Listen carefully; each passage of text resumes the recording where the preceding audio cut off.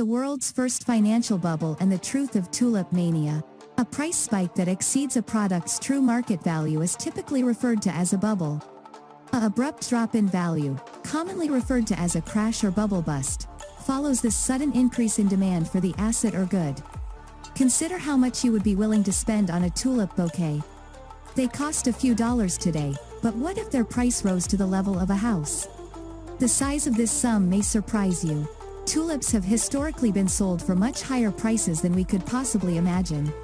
A bubble is formed due to a flow in the price of an asset that is driven by the behaviors of investors. Hello Moneymakers community, welcome back to our YouTube channel. This video is going to tell you about the world's first financial bubble and the detailed history of tulip mania, and how it teaches you about market bubbles. Before we begin, if you are new here, make sure to subscribe to our channel and turn on notifications to never miss any updates. What is tulip mania? Tulip mania, which occurred in the 1600s, was the world's first significant financial bubble.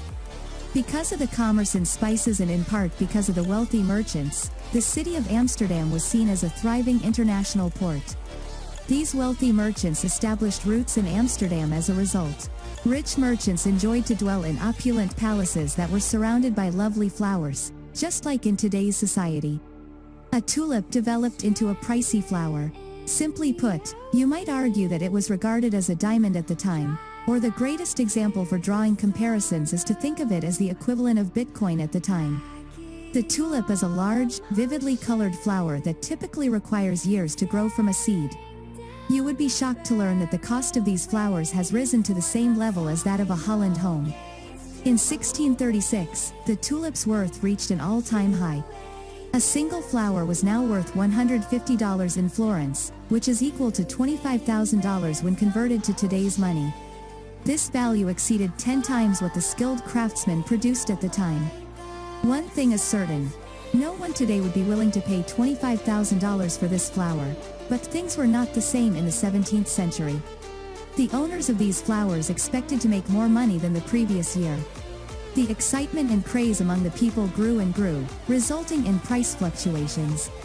When something becomes valuable, many people try to buy and hoard it in order to make it more expensive. A virus changed the entire game. It damaged the pigmentation inside the flower, the petals created exclusive and more beautiful colors, and the traders of tulips became crazy about the diseased tulips. After years, scientists found the cause in order to end this virus. This flower became a mania, and the worth of the whole flower reached 10,000 guilders, which became more than $1 million. Even the nation's economy was shaken by the flower. Tulips are among the several flowers that are frequently linked to Holland. It is impossible to wander the streets of Amsterdam without encountering tulip flowers, which adorn Dutch streets. It's interesting to note that the tulip did not originate in Holland. Rather, this flower symbol may have come from what is now Kazakhstan. The bulbs were brought by Dutch traders when they were traveling, and they had no notion that the infected tulip would ultimately ruin the nation's economy. The bulbs were considered even more valuable than the bloomed flowers. It took almost 7 years for a bulb to turn into a tulip, and it did not matter at all due to the reason that the bulb was robust and did not suffer damage when the traders passed them around. Trading bloom flowers, though, probably would have slowed down the process. You can only imagine how obsessed the people were, willing as they were to sell their homes to pay for the bulbs. The cost of the bulbs progressively increased over the 1630s. One of those traders even exchanged his own house for 10 bulbs. Therefore, these ill tulips literally demanded tremendous value at the height of the bubble. The candy cane or Switzer pattern was the most desirable shade of sick tulips. The history also reveals another instance of the tulip fever frenzy, in which 7 orphan children even sold the inheritance their father had left them at auction. Because there were independent dealers who chose to sell them in the streets, in bars, or at auctions, the trading of this flower did not take place on the stock exchange. Now that independent dealers were involved and set their own pricing, it is clear why this bubble grew to such size. About 53,000 guilders were spent at an auction to purchase about 70 bulbs. For 100,000 guilders, 40 bulbs were purchased in 1635. If you liked the video so far, press the like button and subscribe to the channel. Also, if you want to develop yourself financially, and want to take your future into your own hands, check the links in the video description. How did the bubble burst?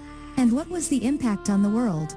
No item can increase in value for an extended period of time. Ultimately, it will decline.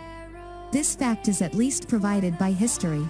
The period when the financial bubble was set to explode was when it had reached its peak. The tulip gained value because it was a lovely flower, but it was unquestionably not worth 10 years' worth of wages or the cost of a house. It became a bubble as a result. But because no one had ever encountered the bubble before, no one knew what was happening or what would happen next at the time.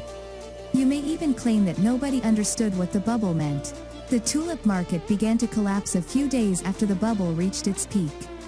After a few weeks, the cost of tulips decreased by 1% from its previous level.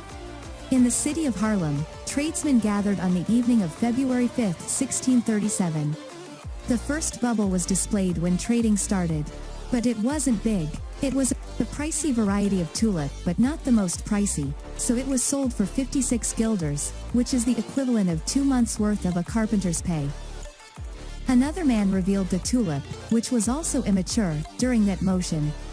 This time, it was written in the document that was actually a contract and said that the contract's owner would be permitted to take the 5-gram bulb. No one initially made an offer because they believed they would not profit from it and because they were unwilling to assume the risk. When an offer was finally made, it was significantly below what was anticipated, thus it went for 10 guilders. At this point, the bubble was beginning to burst. A man also offered a 50-gram bulb, but no one was prepared to buy it. Eventually, it was sold for a much lower price. People were now so alarmed by the sudden drop in price that they chose to sell the tulips right away rather than waiting for it to fall even further. The price fell as soon as more traders began to sell them. The price of the tulip decreased by nearly 95% in just one day because the traders had to continually lower their pricing to remain competitive. Imagine what would happen if tulip flower prices dropped by 95% in a single night. This downfall even affected the markets of other cities, so the traders rushed to sell their tulips. After 4 days, the market crashed, and the bubble burst across the country. What can we learn from tulips to understand over market bubble today in the modern world? We have had numerous opportunities to experience this bubble. You can use the dot-com bubble, the 2008 stock market collapse, and the 2017 Bitcoin meltdown as examples. You could be wondering why investors continue to invest in this type of asset when its price skyrockets in a matter of days before the public notices a contraction. You might also be wondering why the first financial bubble was also the last one. There is just one correct response, which is to believe during the bubble. People tend to trust those they perceive to be trustworthy. Therefore, if you don't evaluate the company independently, you will eventually put your trust in others. The bubble is blown even farther by this circumstance. Therefore, the famous investor, Warren Buffett, said that you should be fearful when others are greedy. This means that you should stay away from those assets whose prices suddenly go up in days. That's all for today's video. I hope you enjoyed it. If you want to see more videos like this, subscribe to our channel and click on the bell icon so you will be notified of every update. Also, don't forget to check the links in the video description. And while you are here, I'm sure you want to continue on the path of financial education.